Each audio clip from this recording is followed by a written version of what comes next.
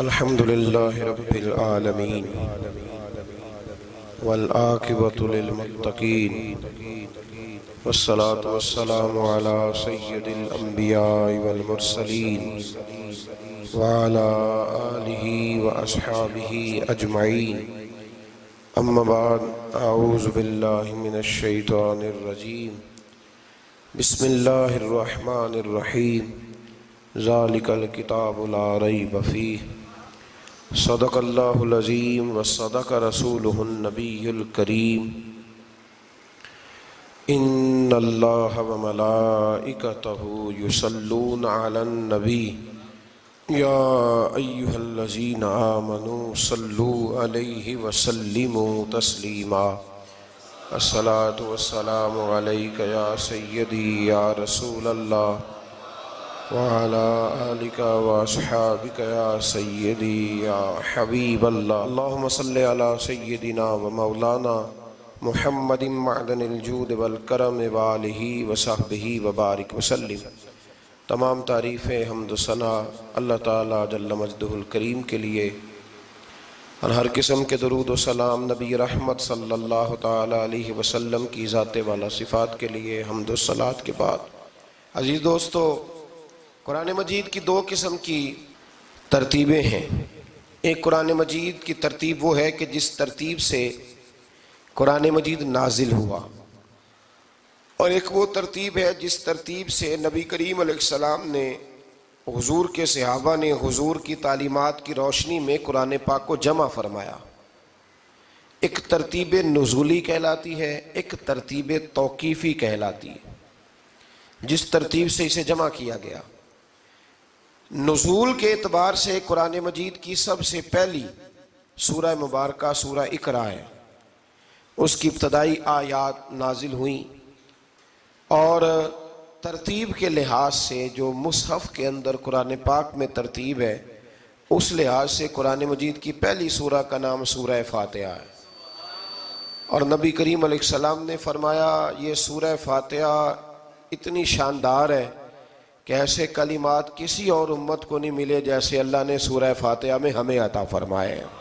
قرآن پاک میں دو قسم کی صورتیں، ایک تو یہ میں نے عرض کر دی اس کی ترتیب، اسی طرح دو قسم کی صورتیں، کچھ مکی صورتیں ہیں اور کچھ مدنی صورتیں ہیں. ہمارے طالب علم اکثر اسکولوں اور کالجوں میں یہ سمجھتے ہیں کہ جو مکے میں نازل ہوئی وہ مکی ہیں، جو مدینے میں نازل ہوئی وہ مدنی ہیں. حالانکہ ایسا نہیں ہے.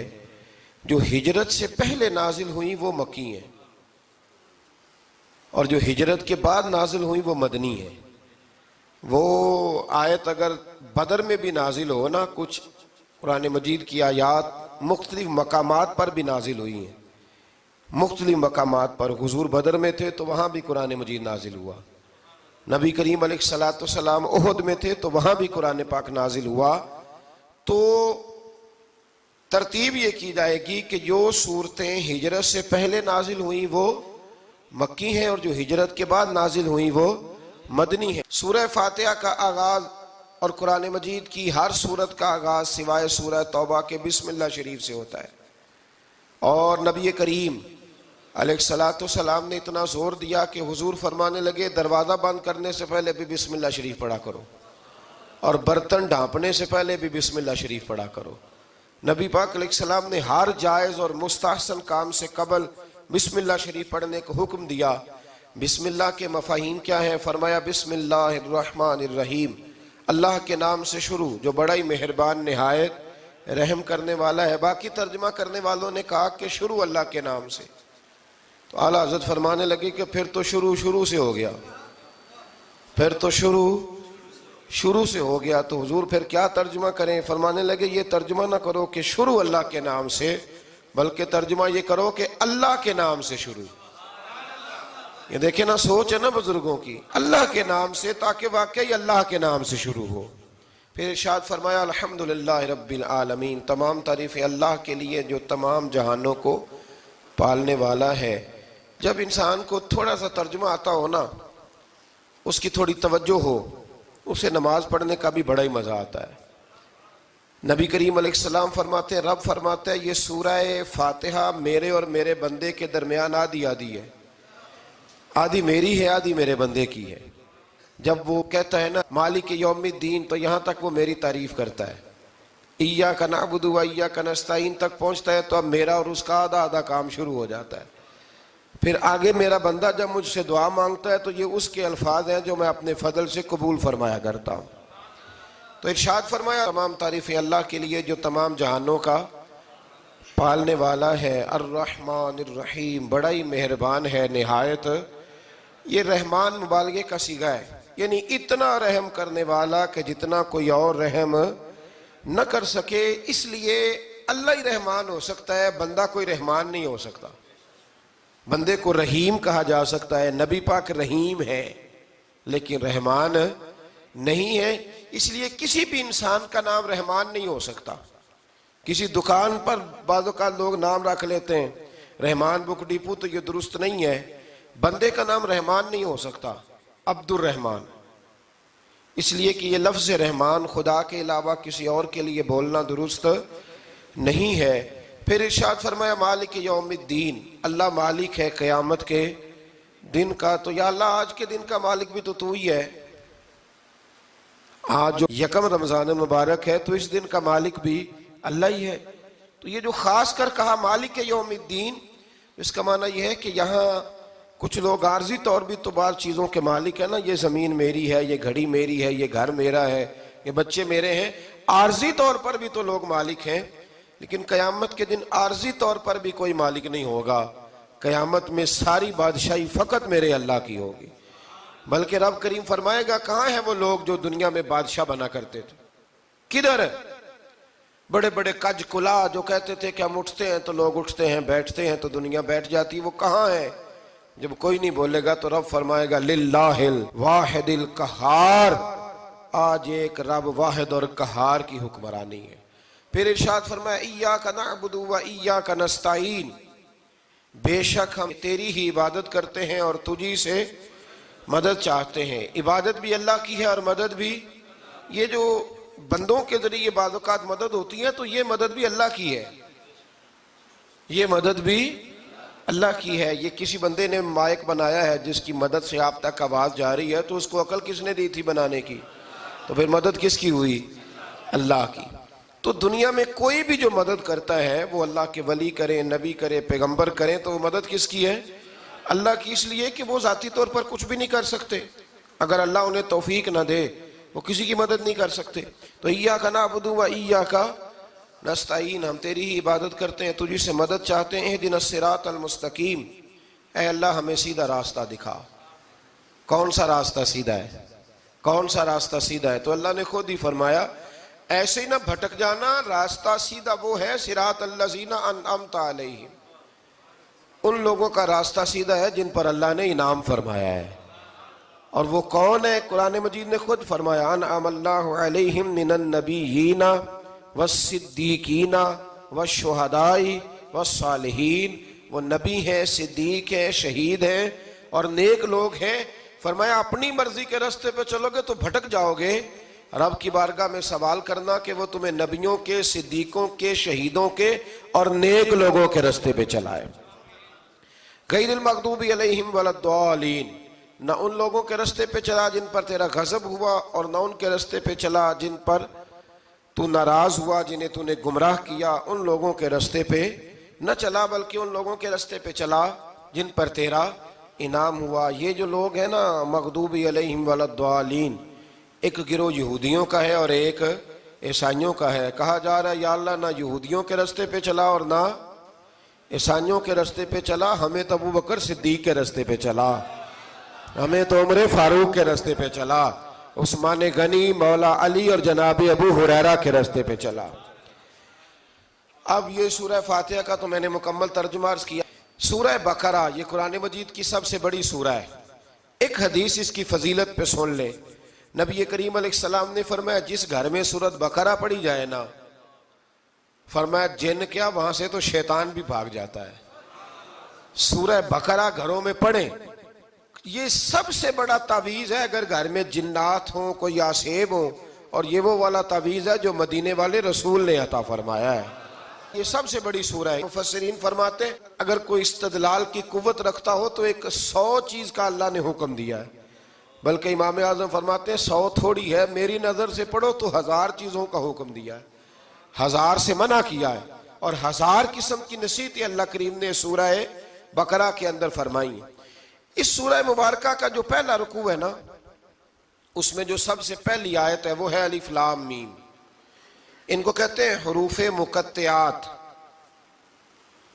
پہلا لفظ ہی جب کوئی قرآن مجید کا پڑھتا ہے نا، بہت بڑا عالم فاضل، بہت بڑا محدث، تو اسے یہ کہنا پڑتا ہے کہ میں نہیں جانتا، اللہ جانتا ہے یا اللہ کا رسول جانتا ہے۔ الف لام میم کا معنی ہم نہیں جانتے، اللہ جانے یا اللہ کا رسول جانے، یا جس کو وہ دونوں بتا دیں وہ جانتا ہے، ورنہ یہ اللہ اور اس کے رسول کا راز ہے۔ یہ آگے ارشاد فرمایا ذالک الکتاب لا ریب فیہ، یہ وہ عظیم کتاب ہے جس میں شک کی کوئی گنجائش نہیں ہے۔ ھدی للمتقین، یہ ہدایت ہے پرہیزگاروں کے لیے۔ سوال یہ ہوتا تھا کہ یا اللہ جو متقی پرہیزگار ہیں وہ تو پہلے ہی ہدایت پہ ہیں، تو قرآن بھی اگر انہیں ہدایت دے گا تو پھر جو گنہگار ہیں ان کی ہدایت کہاں ہے؟ تو اس آیہ مقدسہ کا معنی مفسرین نے یہ بیان فرمایا ہے کہ مطلب اس کا یہ ہے کہ قرآن ہدایت دیتا سب کو ہے، لیکن اس سے ہدایت حاصل متقی لوگ کرتے ہیں۔ بارش برستی ہے نا سب جگہوں پہ، لیکن اگر کسی نے فرش کرایا ہو، ٹائلیں لگوائی ہو، تو وہاں پھل پھول اگ سکتے ہیں، سبزہ اگ سکتا ہے، اس کے لیے زمین کا زرخیز ہونا شرط ہے۔ قرآن مجید سب کو ہدایت دیتا ہے، لیکن قرآن مجید سے ہدایت لیتے وہ ہیں جنہیں اللہ نے تقوی والا دل عطا فرمایا ہے، ڈرنے والا دل دیا ہے۔ آگے جو آیات ہیں نا 5، ان میں اللہ تبارک و تعالیٰ نے متقی لوگوں کی فضیلت بیان کی ہے، نشانیاں بیان کی ہیں کہ وہ کون ہوتے ہیں۔ ان میں پہلا ارشاد فرمایا کہ متقی وہ ہوتا ہے جو غیب پہ ایمان لے آتا ہے، اس چکر میں نہیں پڑتا کہ آنکھوں سے دیکھوں گا تو مانوں گا۔ اور دوسرا فرمایا متقی وہ ہوتا ہے جو نماز قائم کرتا ہے اور اللہ کے دیے ہوئے رزق سے اللہ کے راستے میں خرچ کرتا ہے۔ اور تیسرا فرمایا متقی وہ ہوتے ہیں کہ محبوب جو قرآن ہم نے آپ پہ نازل کیا اس پر بھی ایمان لاتے ہیں، اور جو آپ سے پہلے نازل کیا گیا اس پر بھی ایمان لاتے ہیں، یعنی تورات کو، زبور کو، انجیل کو، اس کو بھی وہ مانتے ہیں۔ اور پھر اللہ کریم نے فرمایا اولئک علی ھدی من ربہم واولئک ھم المفلحون، یہ جو لوگ ہیں نا غیب پر ایمان لانے والے، نماز پڑھنے والے، زکوٰۃ دینے والے، پچھلی کتابوں کو بھی ماننے والے، نبیوں کو بھی ماننے والے، اور رسول پاک پر ایمان لانے والے، فرمایا یہ وہ لوگ ہیں جو اللہ کی طرف سے ہدایت پر ہیں، اور یہ وہ لوگ ہیں جو دنیا میں بھی کامیاب ہو جائیں گے اور آخرت میں بھی کامیاب ہو جائیں گے۔ پھر آگے نا اللہ تبارک و تعالیٰ نے کفار کا ذکر فرمایا ہے 3 آیات کے اندر۔ مومن کے بعد دوسرا درجہ کس کا ہے ذکر میں؟ کافر کا۔ پہلے بات ہوئی 5 آیات میں مومنوں کی، اب 3 آیات میں ذکر کیا گیا پکے کافروں کا۔ مومن وہ ہوتا ہے زبان سے بھی اللہ اور اس کے رسول کو مانے، ان کی لائی ہوئی چیزوں کو مانے اور دل سے بھی تسلیم کرے، اور کافر وہ ہوتا ہے کہ جو نہ زبان سے مانتا ہے اور نہ ہی دل سے تسلیم کرتا ہے۔ پھر اللہ تبارک و تعالیٰ نے 13 آیات کے اندر، 3 آیتوں میں کافروں کا ذکر کیا اور 13 آیات کے اندر پھر منافقین کا ذکر فرمایا ہے۔ منافق اس کو کہتے ہیں، منافق اس کو کہتے ہیں جو زبان سے تو دعوے اونچے اونچے کرتا ہے ایمان کے، لیکن اس کے دل میں ایمان موجود نہیں ہوتا۔ آپ حیران ہوں گے، یہیں پہ بات کو ذرا غور سے سمجھیں کہ مومنوں کا ذکر 5 آیات میں اور کفار کا 3 آیات میں، پکے کفار کا، اور منافقین کے لیے اللہ نے اگلے ہی رکوع میں 13 آیات بیان فرمائی۔ 13، یہ خطرناک گروہ ہے منافقین کا، یہ خوفناک لوگ ہیں، یہ وہ چھپی ہوئی بیماری ہے کہ جس کو پکڑنا تھوڑا مشکل ہے۔ کچھ بیماریوں کو ڈاکٹر کہتے ہیں نا یہ خاموش قاتل ہے، قتل کر دیتی ہے پر پتہ نہیں لگنے دیتی۔ اسی طرح منافقین کا ٹولہ ہے۔ قرآن مجید کہتا ہے ان منافقین کے بارے میں وَمِنَ النَّاسِ مَن يَقُولُ آمَنَّا بِاللَّهِ وَبِالْيَوْمِ الْآخِرِ وَمَا هُمْ بِمُؤْمِنِينَ، اے محبوب کچھ لوگ کہتے ہیں ہم اللہ اور آخرت پر ایمان لائے، لیکن وہ ایمان لانے والے نہیں ہیں۔ تو جب رب کہتا ہے نہیں ہے، آج کسی کو کہہ دیا جائے نا کہ وہ بندہ جھوٹا کلمہ پڑھتا ہے، اس کی باتیں نہیں بتاتے، تو کہتے ہو آپ ایک کلمہ گو کو برا کہہ رہے ہیں۔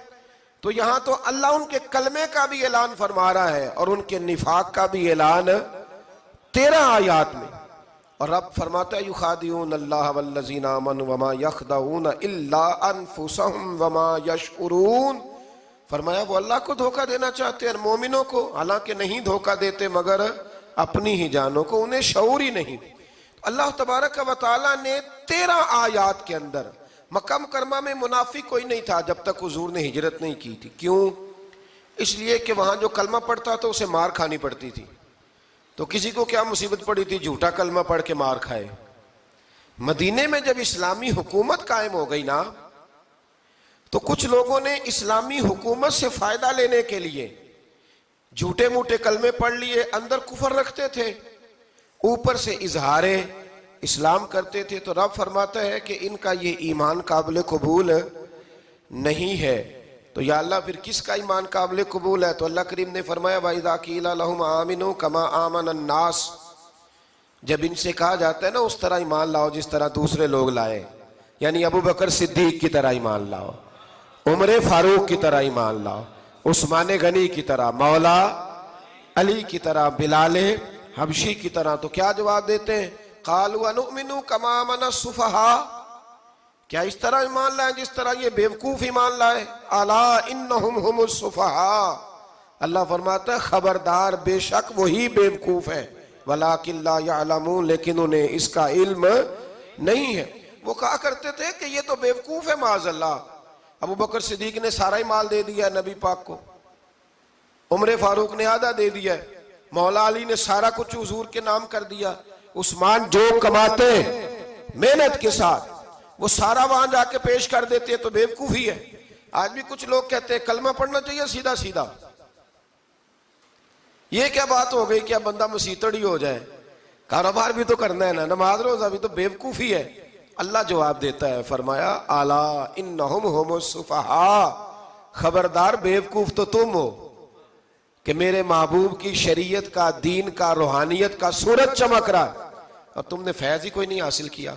تو میرے بھائیوں، صحابہ کا ایمان وہ ایمان ہے، اہل بیت نبوت کا وہ ایمان ہے کہ اللہ کو ایمان بھی وہ والا پسند ہے جو حضور کے غلاموں جیسا ایمان ہو.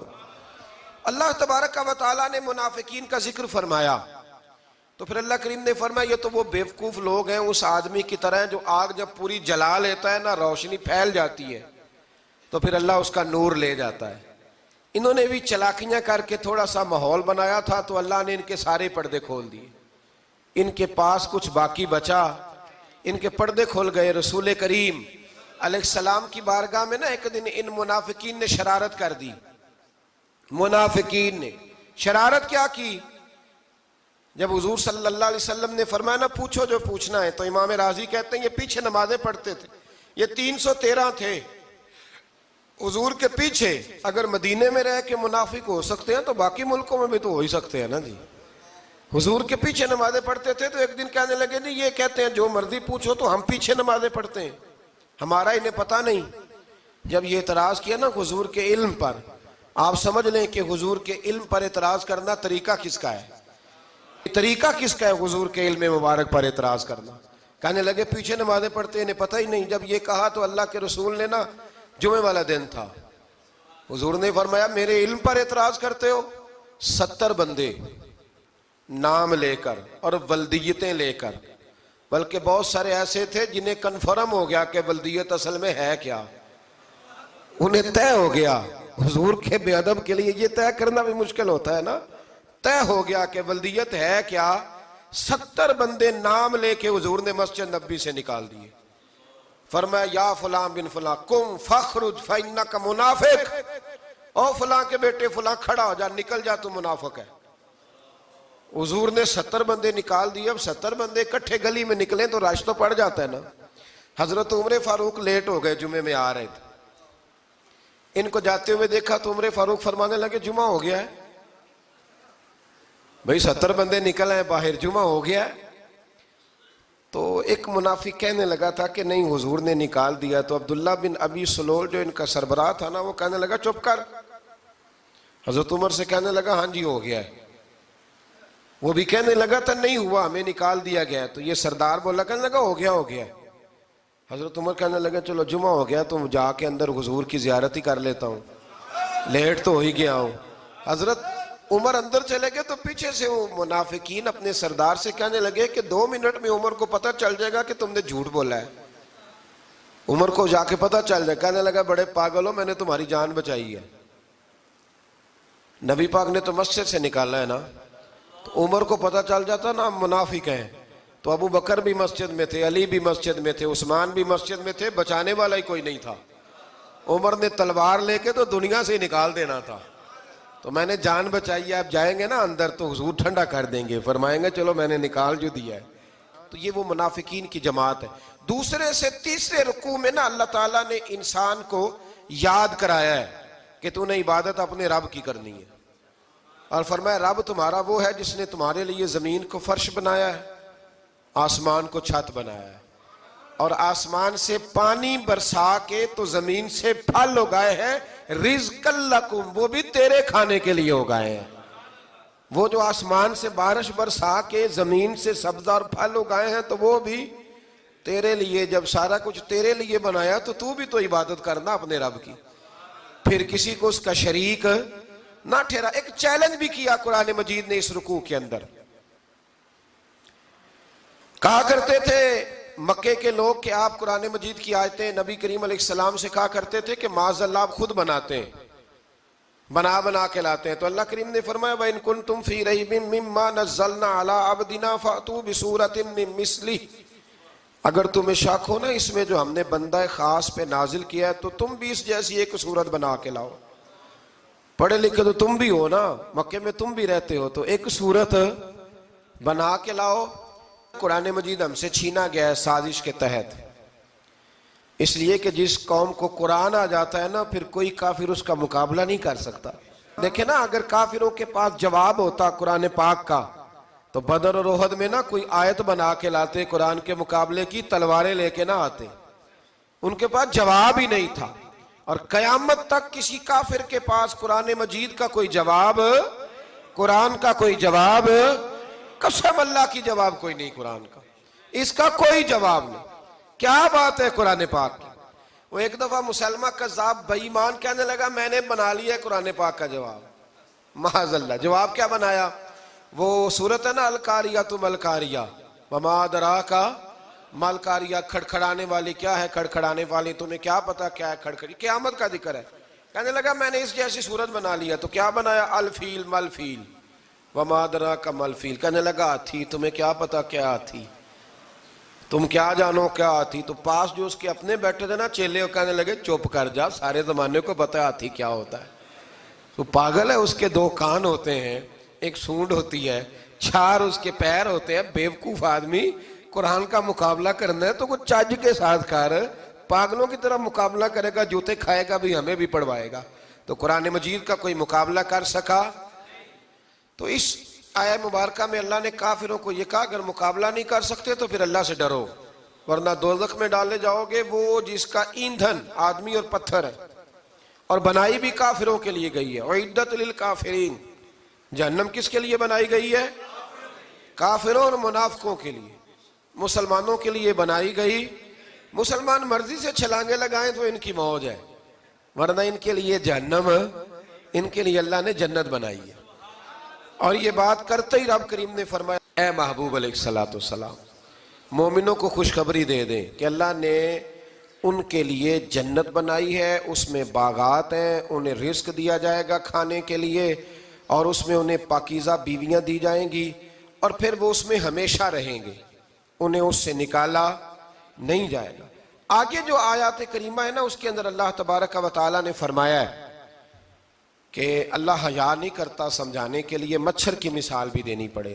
فرمایا قرآن سے کچھ لوگ ہدایت حاصل کرتے ہیں اور کچھ گمراہ ہو جاتے ہیں۔ جب لوگ اپنی مرضی کی تشریحات چاہتے ہیں تو گمراہ ہوتے ہیں، اور جب قرآن کو رسول اللہ صلی اللہ علیہ وسلم اور امت مسلمہ کی تشریحات کی روشنی میں سمجھتے ہیں تو پھر اللہ ہدایت عطا فرماتا ہے۔ پھر اللہ تبارک و تعالیٰ نے آگے ارشاد فرمایا حضرت آدم کی پیدائش کا واقعہ۔ کچھ مفسرین نے لکھا اللہ نے مشورہ کیا تھا فرشتوں سے، وَإِذْ قَالَ رَبُّكَ لِلْمَلَائِكَةِ إِنِّي جَاعِلٌ فِي الْأَرْضِ خَلِيفَةً لیکن کچھ مفسرین کہتے ہیں کہ اللہ کو ضرورت نہیں فرشتوں سے مشورہ کرنے کی. اللہ نے فرشتوں سے مشورہ نہیں کیا، بلکہ رب نے انہیں آگاہ فرمایا تھا کہ میں لگا ہوں زمین پہ اپنا نائب بنانے، میں خلافت دینے لگا ہوں زمین پہ. اب یہ تو دینے والی کی مرضی ہے نا اس نے کس کو دینی ہے، یہ تو دینے والے کی مرضی ہے نا اس نے. تو کچھ لوگ کہتے ہیں کہ دینے والے سے زیادہ ہمیں پتہ ہے. تو فرشتوں کو بھی یہ اجتہادی خطا ہو گئی، کہنے لگے یا اللہ اسے نہ بنانا، یہ فساد کرے گا، یہ خون ریزیاں کرے گا. تو اللہ نے فرمایا جو میں جانتا ہوں وہ تم. اللہ اکبر. امام راضی فرماتے ہیں جب رمضان آتا ہے تو اللہ فرشتوں سے کہتا ہے ذرا یہ کھول کے دروازے دیکھو نا یہ زمین پہ کیا کر رہے ہیں. تم تو کہتے تھے فساد کریں گے اور یہ سارے تراویحاں پڑھ رہے ہیں. تم تو گویا کہتے تھے فساد کریں گے اور یہ تو دیکھو گویا رمضان کے روزے رکھ رہے ہیں. یہ تو میری یاد میں نکلے ہوئے ہیں. تم کچھ کہتے تھے اور دیکھو میں نے تمہیں کہا تھا نا جو میں جانتا ہوں وہ تم. اللہ نے پھر حضرت آدم علیہ السلام کو تمام زمانے کے علوم عطا کیے، علم سکھا لیا. تو فرشتوں سے کہا تم بھی ان چیزوں کے نام بتاؤ، تو وہ بتا سکے نہیں. اللہ نے فرمایا اب اس طرح کرو آدم کو سجدہ کرو. سب نے سجدہ کیا سوائے. وہ کہنے لگا یا اللہ صرف تجھے ہی کرنا ہے. کرنا بھی صرف اللہ کو چاہیے، پر رب کے آگے بھی جھکنا چاہیے، اور جس کے سامنے رب جھکائے نا وہاں بھی. اور یہ جو عاجزی ہے نا، یہ جو جھکنا ہے، یہ علم کے آگے ہے. ہماری مصیبت یہ ہے کہ ہم علم کے آگے بھی گردن جھکانے کو تیار نہیں ہوتے، وہاں بھی ہم خود عالم فاضل بن جاتے. تو فرمایا کہ سب سے کہا سجدہ کرو. سب نے سجدہ کیا سوائے ابلیس کے. تو پھر ہوا کیا وکان من الکافرین، وہ کافروں میں سے ہو گیا. پھر اللہ نے حضرت آدم کو اور جناب حوا کو نا مقام دے دیا جنت میں رہنے کے لیے، اور کہا سارا کچھ کھانا، درخت کے قریب نہ جانا. ابھی آپ کسی سے کہہ دیں تھوڑا سا کہ پیچھے نہ دیکھنا، یعنی اگر میری سمجھ لیں ادب کی وجہ سے کوئی 1.5-2 منٹ یا 6 منٹ نہیں بھی نہ دیکھے گا تو سوچے گا ضرور کہ پتہ نہیں اب پیچھے کیا ہے، مصیبت کیا ہے. یعنی آپ کہہ کے دیکھ لیں کسی کو پیچھے نہ دیکھنا. فطرت ہے نا انسان کی، وہ جستجو کرتا ہے. کہا اس درخت کے پاس نہ جانا. تو حضرت حوا سلام اللہ علیہ کہتے ہیں دل میں خیال رہتا تھا کہ آخر ہے کیا درخت کے پاس. یہی انسان کا عقیدہ توحید ہے کہ جہاں سے رب منع کر دے وہاں وہ منع ہو جائے. اور یہ ان کی خطا نہیں تھی، یہ اللہ کی حکمت تھی، چونکہ رب نے تو پہلے کہہ دیا تھا بنایا ہی زمین کے لیے، تو یہ تو سارا کچھ ہونا تھا تو زمین پہ آنا تھا نا. تو حضرت حوا اور جناب آدم کے پاس شیطان آیا. اب اس کو نکال تو دیا تھا پر ابھی اس کا جنت میں آنا جانا بند نہیں ہوا تھا، یہ بھی اللہ کی حکمت تھی. تو وہ کہنے لگا تمہیں پتہ ہے بعد میں مر جاؤ گے. تو حضرت حوا کہنے لگی کیا موت بھی آئے گی؟ کہاں، اس کی تکلیف بھی بڑی ہوگی، تو پھر بچیں گے کیسے؟ تو کہنے لگے پھل کھا لو اس درخت کا. تو بچنے کے لیے پھل کھایا تھا. جس طرح لوگ آج بہت سارے کام بچنے کے لیے کرتے ہیں پر بچ سکتے، بچنے کے لیے پھل کھایا. تو اللہ نے فرمایا زمین پہ چلے جاؤ. تو حضرت آدم زمین پہ آئے. پھر کئی 100 سال روتے رہے. فَتَلَقَّى آدَمُ مِن رَبِّهِ کلمات. تو پھر اللہ نے خود ہی جناب آدم کو کچھ کلمے سکھائے. علامہ اسماعیل لکی فرماتے ہیں وہ کلمے یہ تھے کہ حضرت آدم نے میرے نبی کا وسیلہ پیش کیا، تو اللہ کریم نے جناب آدم کی دعا کو مقبول فرما لیا. پھر آگے بنی اسرائیل کا ذکر آ جاتا ہے. اللہ تعالیٰ نے بنی اسرائیل، آج آپ اسی قوم کو یہودی کہتے ہیں، ان کو اللہ نے اس زمانے میں فضیلت عطا کی تھی بہت زیادہ. تو عرب کے اندر جب نبی پاک علیہ السلام نے اعلان نبوت کیا تو کچھ لوگوں نے یہ کہہ دیا کہ اگر یہ یہودی کلمہ پڑھ لیں گے تو ہم بھی پڑھ لیں گے. تو پھر اللہ نے انہیں یاد کرایا کہ تم اصل میں کیا ہو، تمہیں کلمہ پڑھنا چاہیے. تو اہل یہود کا تذکرہ کرتے کرتے رب کریم نے ایک بات یہ بھی ارشاد فرمائی کہ تم لوگوں کو تو کہتے رہے ہو کہ وہ نبی آنے والے ہیں، وہ نبی آنے والے ہیں، اور جب آ گئے ہیں تو ماننے کو تیار نہیں ہو. تو فرمایا تأمرون الناس بالبر وَتَنْسَوْنَ أَنفُسَكُمْ وَأَنْتُمْ تَتْلُونَ الْكِتَابَ، لوگوں کو بھلائی کا حکم دیتے ہو اور اپنے آپ کو بھول جاتے ہو. أَفَلَا تَعْقِلُونَ، تمہیں عقل نہیں؟ پھر اللہ نے انہیں یہ بھی یاد کرایا کہ یاد کرو وہ زمانہ کہ جب فرعون نے خواب دیکھ لیا تھا کہ کوئی بچہ اس کی سلطنت کو تباہ کرے گا، تو پھر اس نے تمہارے بچوں کو ذبح کرانا شروع کیا اور تمہاری بیٹیوں کو چھوڑتا تھا. فرمایا یہ بھی تو تم نے دیکھا. میں نے تمہیں پھر تم سے کہا جہاد کرو قوم عمالقہ کے خلاف، تو مقام طیہ میں جا کے یہ لوگ کہنے لگے ہم سے جہاد نہیں ہوتا. اللہ نے انہیں ایک میدان میں قید کر دیا. بڑی دلچسپ بات. قید تو لوگ ہوتے ہیں نا چار دیواری میں, تو اللہ نے بنی اسرائیل والوں کو جب انہوں نے کہا جہاد نہیں کریں گے تو اللہ نے میدان میں قید کر دیا. میدان میں. یہ یاد رکھیں, جب انسان اللہ کی نافرمانی کرتا ہے تو اسے ایسی قید ملتی ہے جس کا اس نے تصور بھی نہیں کیا ہوتا. ایک میدان ہے مقام طیہ, قید ہو گئے. سارا دن سفر کرتے تھے, سارا دن. تو رات کو تھک کے سوتے تھے, صبح اٹھتے تھے نا جب, تو وہیں ہوتے تھے جہاں کل صبح چلے تھے. تو رب جب کسی کو قیدی بناتا ہے تو اسے زنجیروں کی, سلاخوں کی ضرورت. دعا فرمائے اللہ تبارک و تعالی غموں سے نجات عطا فرمائے. یہ دعا فرمائے. ایسی قید دیتا ہے کہ جس سے پھر چھٹکارا ہو سکتا. تو بنی اسرائیل کا بہت زیادہ تذکرہ اس پارے میں اللہ تبارک و تعالی نے پھر بیان کیا, اور پھر کہا کہ انہیں جو حکم دیا جاتا تھا یہ اس کی سرتابی کرتے تھے. پھر اللہ نے ان پر ذلت نازل کر دی اور یہ ہمیشہ اس کا شکار رہے. قوم سبت کا ذکر فرمایا اللہ نے. ہفتے والے دن کچھ لوگ نافرمانی کرتے تھے. ہمارے بھی ہیلے بہانے ہیں نا آج کل کاروبار میں. تو اسی سپارے کی آیت نمبر 65 کے اندر اللہ تعالیٰ نے حضرت داؤد کی قوم کا ذکر کیا کہ اللہ نے انہیں حکم دیا تھا کہ ہفتے والے دن مچھلیاں نہیں پکڑنی. تو وہ کہتے تھے چلو ہاتھ لگا کے نہیں پکڑنی, ہاتھ لگا کے. وہ ہمارے لوگ ہیلے بہانے تلاش کر لیتے ہیں نا. وہ بڑے جناب انشورنس والا آ گیا, اب وہ بینک والا آ گیا, وہ فلانے صاحب آ گئے, وہ تروڑ مروڑ کے کہانیاں باتیں, اور پھر ہمیں بھی رستے مل جاتے ہیں بچنے کے. مفتی صاحب نے کہہ دیا تھا, ایک مولانا سے میں نے ان کو کہا ہفتے والے دن مچھلیاں نہیں پکڑنی. کا نہیں پکڑتے, چھوٹے چھوٹے حوض بنا لیے. تو مچھلیاں زیادہ آتی تھی اس دن, یہ بھی اللہ کی قدرت تھی. نماز کے وقت گاہک زیادہ آتے ہیں, یہ اس کی قدرت ہوتی ہے. تو وہ مچھلیاں حوض میں جمع ہو جاتی ہیں. یوں سمجھ لیں کہ جال انہوں نے لگا لیے ہوئے تھے, تو جال میں وہ پھنستی رہتی تھی, حوضوں میں آتی رہتی تھی. ہفتے کو نہیں پکڑتے تھے, اتوار کو پکڑ لیتے تھے. تو پھر اللہ نے انہیں سزا دی. فرمایا تماشے کرتے ہو اللہ کے حکم کے ساتھ. کیا سزا دی؟ فَقُلْنَا لَهُمْ كُونُوا قِرَادَةً خَاسِئِينَ. فرمایا بندر بن جاؤ دھتکارے ہوئے. جو رزق حرام طریقے سے کماتے تھے رب انہیں بندر بنا دیتا تھا. ابھی بھی میں نے دیکھے ہیں بڑے بڑے تاجر پاگلوں جیسی زندگی گزار رہے ہیں. نفسیاتی طور پہ سکون نہیں ہے, کروڑوں روپیہ پڑا ہے. کیوں؟ اس لیے کہ رب کے بتائے ہوئے طریقے کے مطابق تجارت نہیں کرتے. آگے ایک اور دلچسپ بات آ گئی. بنی اسرائیل کے اندر نا ایک شخص نے اپنے چچا کو قتل کر دیا جائیداد کے لیے. یہ دیکھیں کب سے لوگ جائیداد کے لیے قتل کرتے آ رہے ہیں. چچا کو قتل کر دیا, اور قتل کر کے حضرت موسیٰ علیہ السلام کے پاس آئے کہ میرے چچا کو کسی نے قتل کر دیا ہے, تو بتائیں کیا کرنا ہے. تو آپ نے فرمایا کہ گائے ذبح کرو, اور اس کا ایک ٹکڑا مقتول کو مارو, مرنے والے کو. وہ خود اٹھ کے بتا دے گا مجھے کس نے قتل کیا ہے. اب ارادہ نہیں تھا گائے ذبح کرنے کا, تو بہانے کرنے لگے. ارادہ نہیں نہ ہوتا تو پھر کیا ہوتے ہیں, کہنے لگے گائے کس طرح کی ہو, بوڑھی ہو کہ بچی ہو, رنگ کیسا ہو, جوان ہو کہ چھوٹی ہو, حال میں ایک دفعہ چلنا سیکھ گئی ہو یا ابھی نہ سیکھی ہو. تو بتاتے گئے تو رب بھی شرطیں بیان کرتا گیا. گہرے زرد رنگ کی ہو, حال کے اندر اسے نہ چلایا گیا ہو, پانی نہ نکالا گیا ہو, نہ بچی ہو نہ جوان ہو, اس کے درمیان ہو. یہ ساری شرطیں کہاں پائی جاتی تھیں؟ حضرت موسیٰ علیہ السلام کی قوم کا ایک شخص تھا جو اللہ کا ولی تھا. وہ جب انتقال کرنے لگا نا, اللہ اکبر, دیکھو رب ولیوں کی اولادوں پر بھی کتنا فضل فرماتا ہے. وہ جب انتقال کرنے لگا تو ایک اس کے پاس چھوٹی سی بچیا تھی, گائے کی بچی.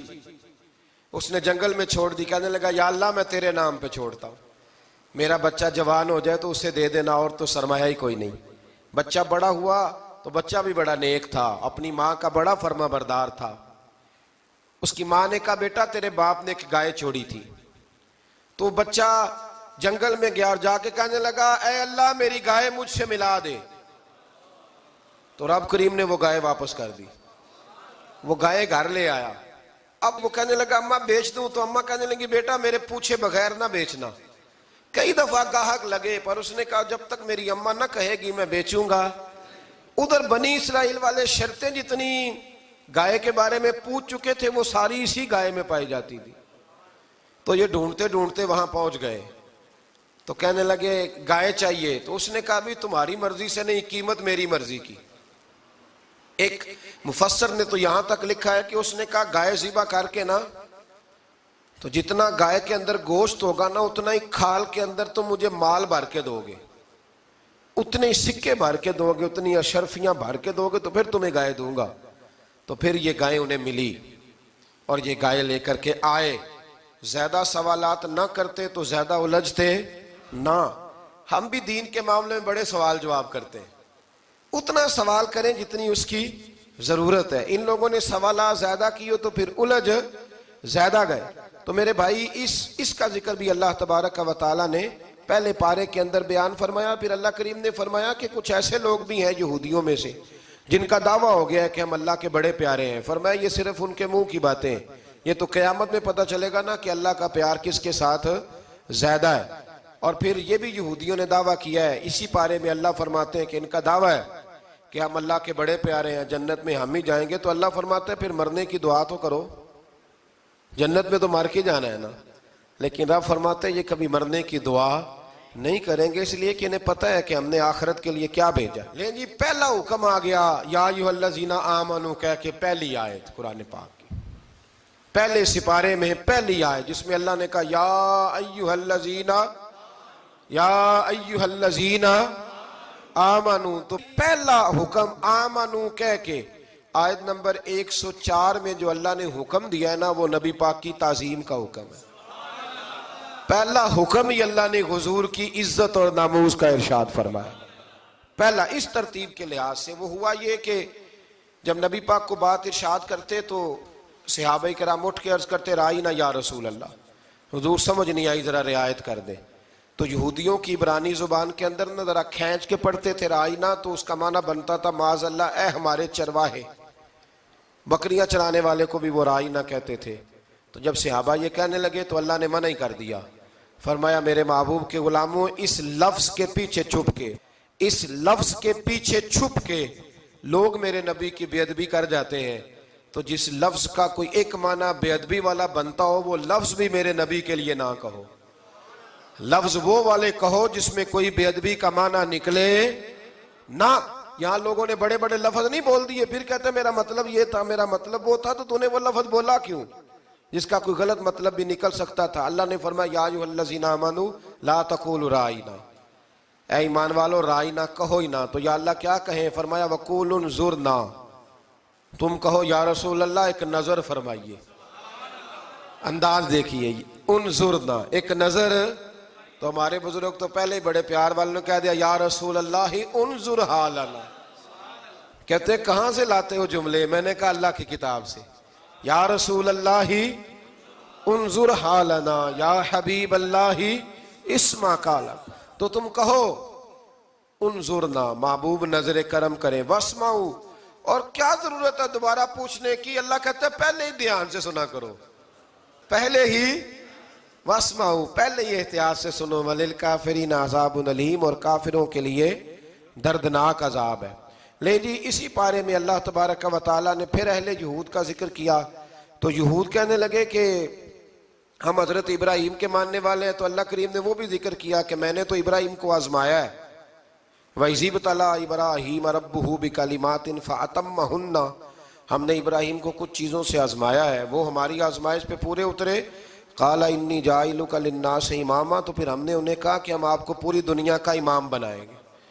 وہ آزمائش کیا تھی؟ آگ میں جانا بھی آزمائش، بیٹے کا نہ ہونا بھی آزمائش، بیٹا ہوا تو پھر اسے وادی غیر ذی زرع میں چھوڑ کے آنا بھی آزمائش، بڑا ہوا تو پھر ذبح کرنا بھی آزمائش۔ فرمایا جہاں جہاں آزمایا ہے نا ابراہیم ہماری آزمائش میں پورے اترے۔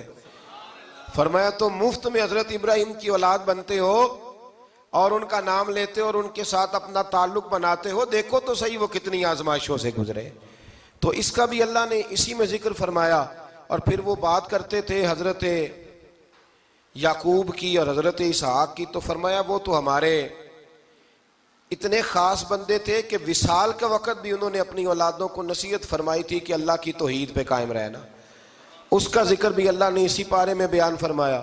اور جو حضرت ابراہیم اور جناب اسماعیل نے کعبہ تعمیر کیا تو اس کا ذکر بھی اللہ تعالیٰ نے اسی پارے میں فرمایا جب وہ کعبہ بنا رہے تھے تو کہہ رہے تھے ربنا تقبل منا، کہہ رہے تھے اے اللہ بنا ہم نے دیا ہے پر مہربانی فرما ہم سے قبول فرما لے۔ تو جو آیہ کریمہ آخر میں عرض کرنا چاہتا ہوں اس پر بھی تھوڑی توجہ فرمائیں گے تو بات بڑی نکھر کے باہر آئے گی۔